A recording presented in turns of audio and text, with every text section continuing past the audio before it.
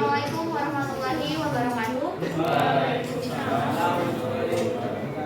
Selamat pagi teman-teman. Hari ini kami dari kelompok 4 akan mempresentasikan tentang pelestarian keanekaragaman hayati. Sebelum memulai presentasi, izinkan kami untuk memperkenalkan diri masing-masing. Perkenalkan, nama saya Ampura Delia, nomor 3. Perkenalkan, nama saya Naila Widya, nomor urut 24. Perkenalkan, nama saya Ida Larosi, nomor urut 33. Perkenalkan, saya Raditya Sarama Saprati, nomor urut 27. Oke, pada materi kali ini yaitu pelestarian keanekaragaman hayati. Nah, dari materi pelestarian keanekaragaman hayati itu ada tujuannya. Tujuan dari pelestarian itu yaitu untuk menjaga, melindungi supaya fauna dan flora di Indonesia tidak punah. Upaya pelestarian keanekaragaman hayati yang pertama adalah reboisasi. Reboisasi adalah salah satu penghijauan hutan yang telah gundul. Nah, kenapa reboisasi ini masuk ke dalam pelestarian keanekaragaman hayati? Karena yang kita tahu, flora dan fauna di Indonesia banyak tempat hidup aslinya itu yaitu di hutan. Ketika hutan itu sudah mulai gundul, ketika hutan itu sudah mulai adanya penebangan secara bebas atau secara besar-besaran, maka banyak flora dan fauna di Indonesia yang telah hilang tempat habitat awalnya. Kemudian juga ada tebang pilih. Tebang pilih merupakan proses seleksi atau memilih dalam menentukan pohon yang cocok untuk ditebang. Hal ini dilakukan agar pohon di wilayah tersebut tidak berkurang. Kemudian juga ada pengendalian hama.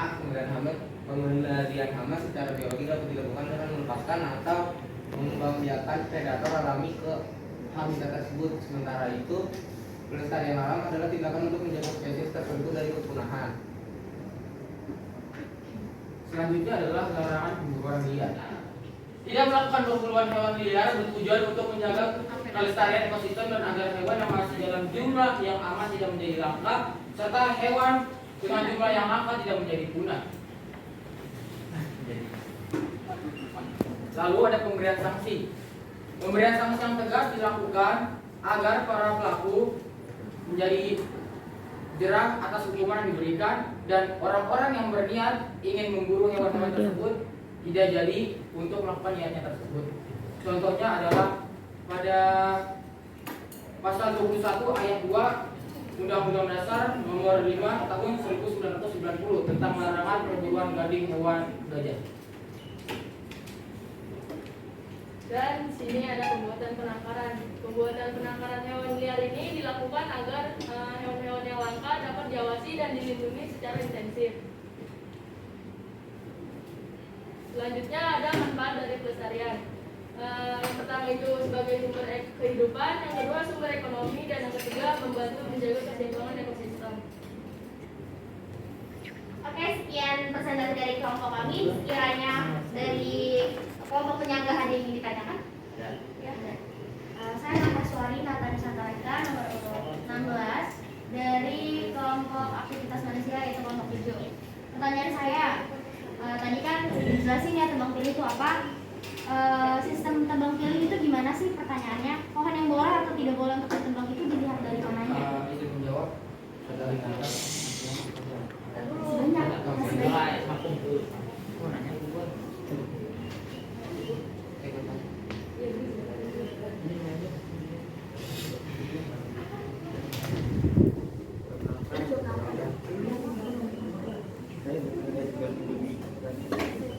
Perkenalkan, nama saya Dida Sadid Masaka, nomor urut 19.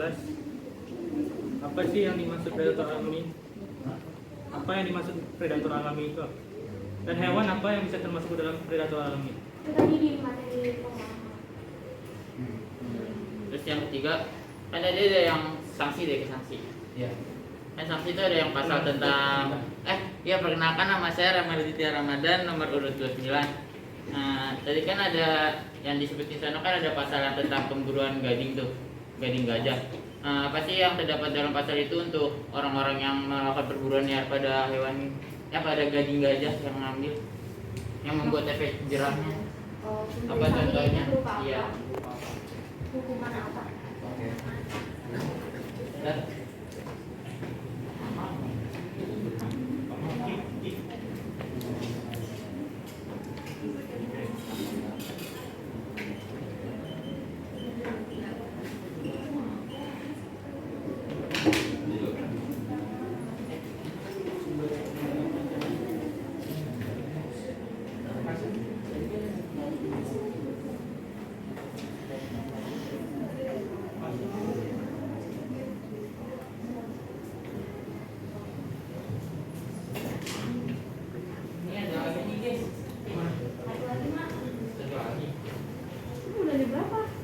4. Ini satu lagi kan ada 3. Udah nih, sabar baca. Tuh, kamu.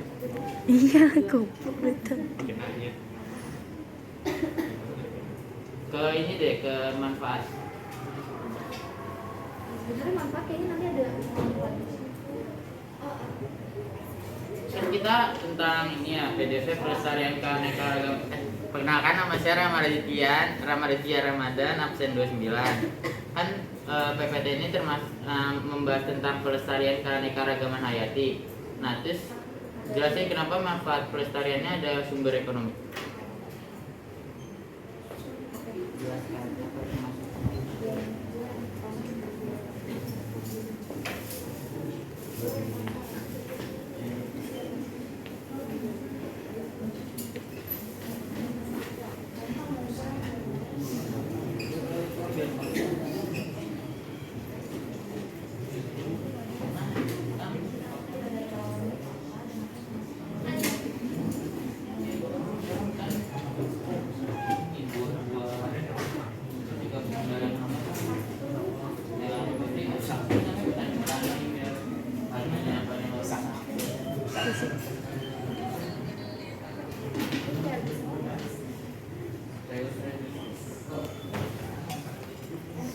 Ini loh sedang lagi ada sebenarnya kalau kita di dalam.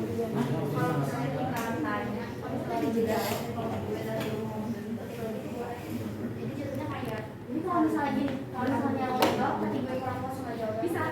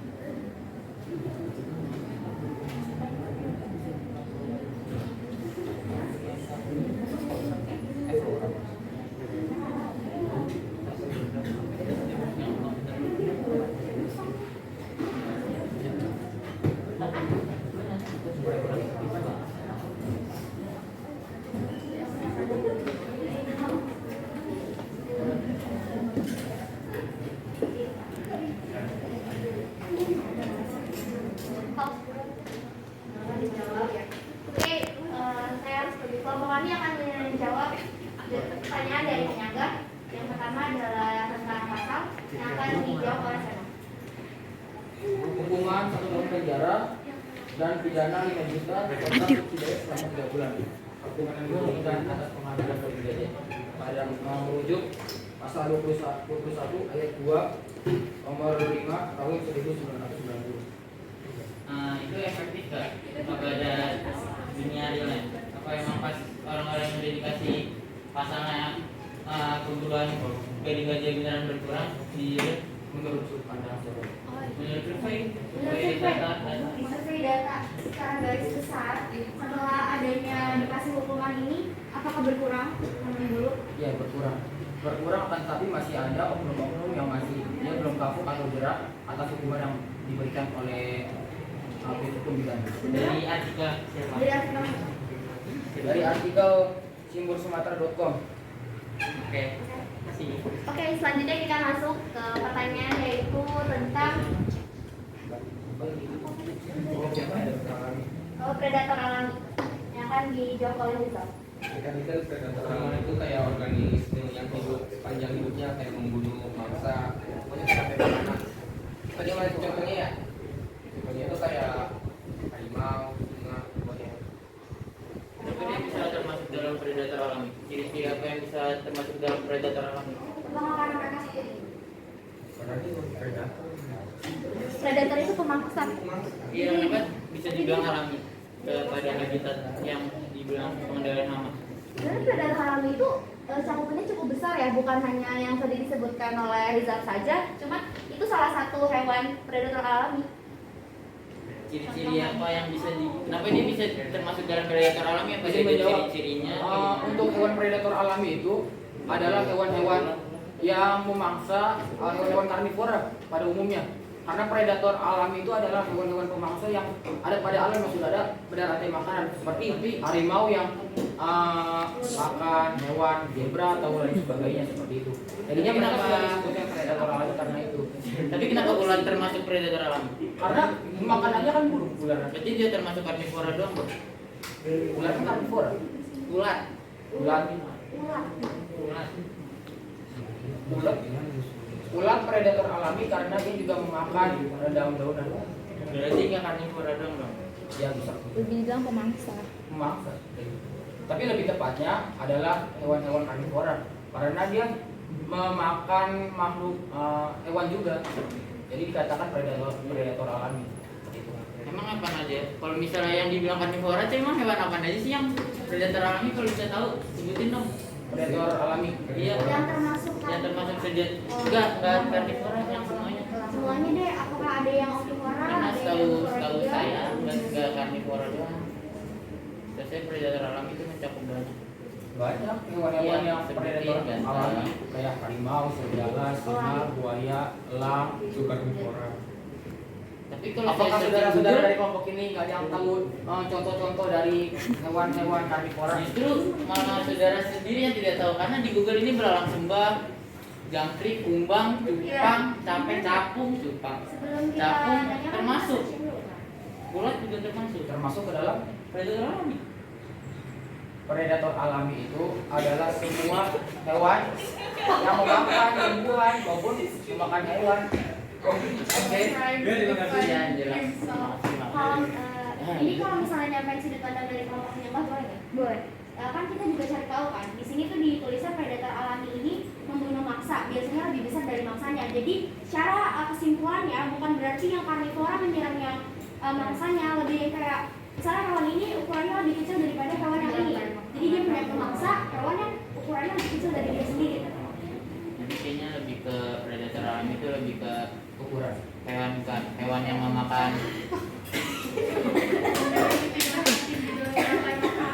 ya kayak rantai makanan dia kayak misal ulat kan dia makannya daun-daunan jadi predator alamnya itu kayak misalnya di Ya, bukan itu namanya kalau yang daun-daunan itu lah karnivora Karnivora. Oke. kayak Sudah gitu. Sudah. Jadi instruksinya itu instruksi tentang pengendalian Karnivora hama. doang. Terima kasih. Terus yang Selanjutnya akan dijawab pertanyaan terkait tebang pilih oleh Naila. Menjawab pertanyaan kita, pepohonan yang boleh ditebang itu pepohonan yang sudah tua, usianya bisa puluhan tahun yang sudah berkembang. Dan kalau yang nggak boleh ditebang itu pepohonan yang masih baru atau masih dalam masa pertumbuhan yang masih kecil gitu, karena itu adalah bibit baru. Cara membedakannya gimana? Cara membedakannya terlihat dari ukurannya. Dari ukuran aja ya. Iya. Ini sudah puas? enggak belum kenapa pohon yang lebih tua kan lebih tinggi kenapa Iya. harus dia ditebang pasti dia kan lebih memberi apa itu Oke. memberi apa sih dampak yang lebih luas kepada pohon-pohon yang lain bisa aja pohon yang lain ditebang karena pohon yang lebih besar ditebang Justru karena ditebang itu untuk meminimalisasi agar tidak jadi pohon-pohon yang masih muda itu tidak terkena tumbangan dari pohon yang lebih tua. Kan sebelum ditebang itu kan sudah ada caranya, sudah diperhitungkan terlebih dahulu. Nah, makanya itu kita lihat dari usia pohon tersebut dan kenapa juga dibilang pohon yang sudah lebih tua dan hampir tumbang itu yang dipilih untuk ditebang ya karena itu juga membahayakan gitu dan dengan adanya tebang pilih ini yang masih pohon yang masih kecil ini untuk tidak ditebang ya untuk sebagai apa ya namanya? perkembangan dari pohon tersebut gitu. Jadi pohon yang sudah usianya sudah tua itu yang kita pilih untuk ditebang, untuk dimanfaatkan untuk sebagai seperti pembuatan kertas, dan pohon-pohon yang baru inilah yang akan berkembang untuk dijadikan sebagai oksigen atau paru-paru dunia. Oh, jadi pohon yang tua itu ditebang buat ditumbuhin pohon yang baru lagi biar lebih banyak. Iya. Oh. Terakhir kembali ke tema yang awal yang tadi pasal-pasal itu terkait hukuman. Itu kan tadi contohnya itu gading gajah ya. Kan ada pemburuan lain, bukan hanya ke gajah aja kan. Karena banyak hewan yang memang diburu, nggak cuma satu jenis atau satu hewan. Nah itu tuh secara keseluruhan lebih dominan mana sih, hukuman yang diberi denda ataukah semuanya memang dipenjara yang memburu ini? Karena hewannya beda-beda kan, tingkatannya pun beda-beda pasti. Masih ada yang tahu? Hukuman biasanya jika diberikan denda dan diberikan hukuman penjara agar mereka timbul efek jerah. Berarti semua orang yang memburu apapun hewannya, selaka apapun hewannya itu akan di penjara. No, ada beberapa yang jadi kita tuh yang saya tahu ya, dan hasil riset saya itu tidak semuanya di penjara, cuman ada yang hanya dikenakan denda. Sebenarnya kita masuk ke dalam perhutanan, ada perburuan liar yang dimana itu ilegal. Nah di sana mereka dikenakan denda dan ada belum memasuki ranah hukum. Mereka hanya diberikan denda atau jerat hukuman sesuai dengan yang ditentukan. Sebenarnya saya boleh minta jawaban dari sudut pandang Anggun terkait tadi kan katanya ada beberapa yang hanya diberikan denda kan. Nah kalau hanya diberikan denda itu kan beberapa orang nggak akan mendapatkan efek jerahnya. Karena menurut mereka ada beberapa orang yang menganggap denda itu sepele. Kayak ya ngeburu tinggal bayar, ngeburu tinggal bayar. Iya. Ya itu gimana solusinya? Berdasarkan data. Ini sudut pandang ya. Sudut pandang. Tapi yang berkurang itu Kalau menurut sudut pandang saya, kenapa tadi sudah dibilang kalau misalnya didenda itu benar dikatakan Atta, kalau hanya diberikan denda mereka hanya tidak akan jerah karena ya udah bayar, mereka bisa memburu lagi karena penghasilan yang mereka dapatkan akan jauh lebih besar dari denda yang telah mereka bayarkan. Namun kayak kalau semisal denda itu akan dinaikkan dari pemerintahnya langsung, denda itu secara signifikan dinaikkan dan diberikan hukuman yang sesuai dengan setimpal dengan apa yang telah mereka berbuat, itu otomatis akan membuat pemburu juga akan memikir ulang kedua kalinya untuk memburu hewan tersebut. Tapi yang lebih efektif ya dengan adanya hukuman penjara. Seperti itu. Nah, terima kasih. Oke. Lanjut ke pertanyaan terakhir dari Rama, yaitu sumber ekonomi yang akan saya berikan jawabannya.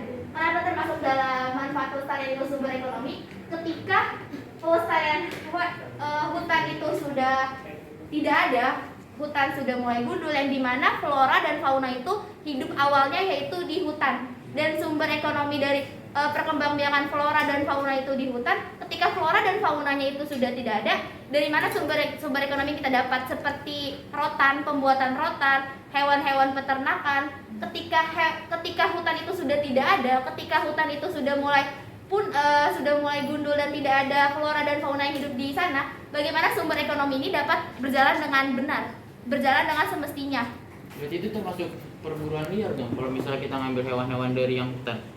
Kan flora fauna yang Tidak dong, kan tidak semua hewan, tidak semua flora dan fauna itu dijadikan sebagai hewan yang dijaga. Tapi ada beberapa hewan yang memang bisa kita pergunakan. Seperti tumbuhan juga ada, seperti rotan itu kan rotan. Terus habis itu ada hewan